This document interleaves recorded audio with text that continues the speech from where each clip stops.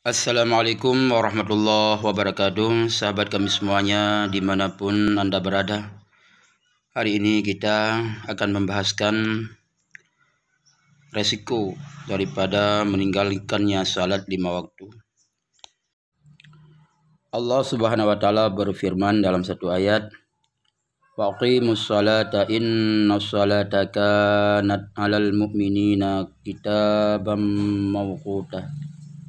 Artinya dirikan olehmu akan salat, bahwasanya salat itu adalah ia atas segala orang-orang yang beriman, baik itu laki-laki atau itu perempuan, yang difardukan dengan cara berwaktu, yaitu atas 5 waktu. Allah juga menyebutkan di dalam ayat yang lain, "Fawailul lil musallin alladzina hum an salatihim sahun." Artinya Allah akan memasukkan mereka ke dalam neraka, yaitu mereka yang lalai dan lupa, bahkan meninggalkan mereka akan salat. Maka Rasulullah sallallahu alaihi wasallam menyebutkan dalam hadis beliau, kepada orang yang meninggalkan salat akan ditimpakan 15 daripada siksaan. 6 siksanya di dalam dunia dan 3 siksanya pada waktu ia mati, dan 3 siksanya yaitu di saat ia di alam barzakh atau dalam kubur, dan 3 siksanya waktu bertemulah ia dengan Tuhannya, yaitu pada hari kiamat. Maka ditanyakan oleh para sahabat, "Ya Rasul, apa jua suatu baginya siksa dalam dunia ini?" Maka Rasulullah SAW bersabda, yang pertama dihilangkan Allah Ta'ala akan keberkatan umurnya, yaitu umurnya tidak dalam kebaikan. Dan yang kedua dihilangkan oleh Allah Ta'ala akan rezekinya. Yang ketiga dihilangkan tanda-tanda sekalian orang yang soleh yang ada pada mukanya daripada cahaya iman. Dan yang keempat tiada baginya dalam Islam. Yang kelima segala amalan yang diperbuatkan akan dia daripada segala kebaikan tidak akan diberikan pahala atasnya. Dan yang keenam tidak diangkat baginya doa ke langit. Itulah siksanya di dalam dunia. Lalu sahabat bertanya, "Ya Rasul, apalagi ya Rasul 3 siksa pada saat ia menghadapi kematian?" Maka Rasulullah SAW bersabda, yang pertama mati ia dalam kehinaan. Yang kedua mati ia padahal ia di dalam kelaparan. Dan yang ketiga mati ia padahal ia di dalam dahaga yang sangat luar biasa. Bahkan jikalau diminumkan sekalian air dalam dunia ini, niscaya tiada hilang dahaganya.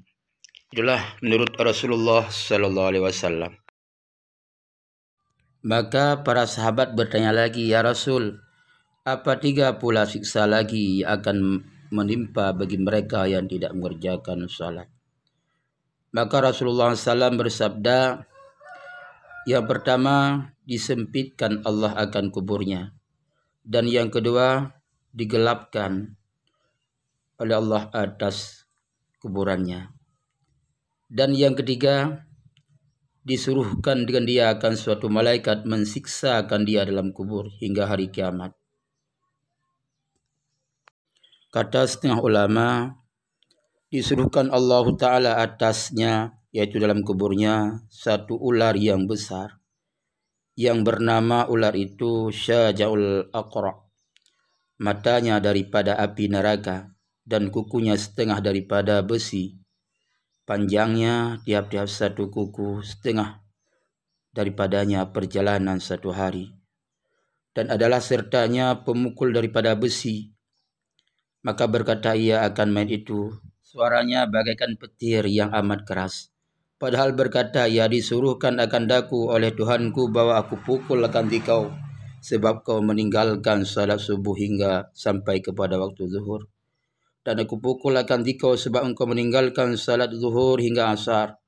Aku pukul akan dikau sebab engkau meninggalkan salat asar hingga maghrib.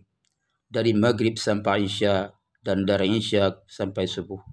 Begitulah setiap hari hingga kepada hari kiamat. Sekali dipukul maka tertelanlah ia ke dalam bumi, yaitu 70 hasta. Maka dimasukkan oleh malaikat itu akan kukunya ke bumi, maka mengeluarkan ia akan dia. Kemudian dipukul lagi, senantiasalah pukulan seperti itu hingga hari kiamat. Na'udzubillahi min zalik.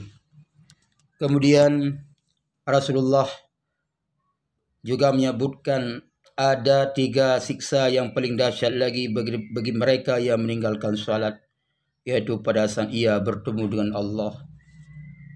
Maka siksa yang pertama, di saat ia bertemu dengan Allah, apabila pecahlah sekalian langit, maka datanglah satu malaikat yang mensiksakan dia.